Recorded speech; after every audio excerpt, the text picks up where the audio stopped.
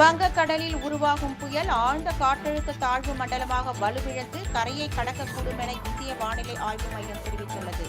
வங்கக்கடலில் உருவான காற்றழுத்த தாழ்வு மண்டலம் நாளை காலைக்குள் புயலாக மாறி 30ஆம் தேதிக்குள் காலை கரையை கடக்கும் என அறிவிக்கப்பட்ட நிலையில், சென்னையில் செய்தியாளர்களை சந்தித்து பேசிய வானிலை ஆய்வு மைய தென்மண்டல தலைவர் பாலச்சந்திரன், தென்மேற்கு வங்கக்கடல் பகுதியில் உருவான ஆழ்ந்த காற்றழுத்த தாழ்வு மண்டலம் நாகப்பட்டினத்திற்கு தென்கிழக்கே சுமார் 310 கிலோமீட்டர் தொலைவிலும், புதுச்சேரிக்கு தென்கிழக்கே சுமார் 410 கிலோமீட்டர் தொலைவிலும், சென்னைக்கு தென்கிழக்கே சுமார் 480 கிலோமீட்டர் தொலைவிலும் நிலை கொண்டுள்ளது.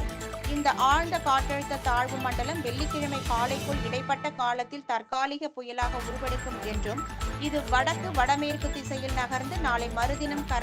காரைக்காலுக்கும் மகாபலிபுரத்திற்கும் இடையே ஆழ்ந்த காற்றழுத்த தாழ்வு மண்டலமாக வலுவிழந்த நிலையில் கரையை கடக்கக்கூடும் என்றும் கூறினர். மேலும் எதிர்பார்த்த அளவு மேகக்கூட்டங்கள் சேராததால் மழை பெய்யவில்லை என்றும், தற்காலிகமாக மாறும் புயல் வலுப்பெற வாய்ப்பு இல்லாமலும் புயல் கரையை கடக்கும் போது மணிக்கு 50 முதல் 60 கிலோமீட்டர் வேகத்தில் காற்று வீசக்கூடும் என்றும் அவர் அப்போது தெரிவித்தார்.